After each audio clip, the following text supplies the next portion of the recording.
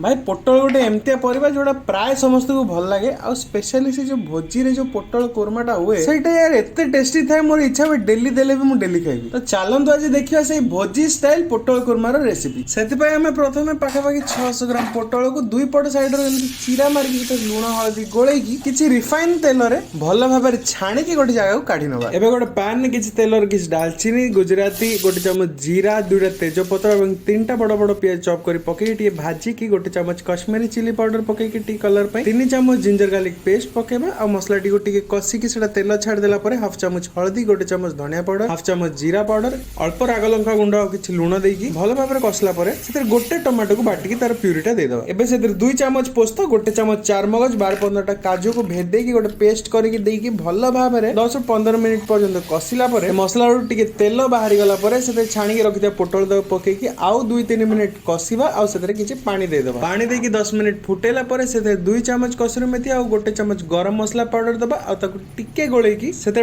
फाळे नडिया रो रस दे दबा आ लास्ट रे हाफ चम्मच चीनी पके की आ 5 मिनिट फुटेला परे हेइ जिवो हमर भोजी स्टाइल पोटल कोरमा एकदम रेडी। याको आपण रुटी भात परोटा जहा सहित खाइबा कथा खांतु एन्जॉय करंतु। आ जदि वीडियो टी भल लागले त लाइक बटन रे गोटे पोटल कोरमा मार दियंतु गोटे कमेंट कर दियंतु टिके शेयर कर दियंतु आ फॉलो करियो जमाई भूलिबोनी।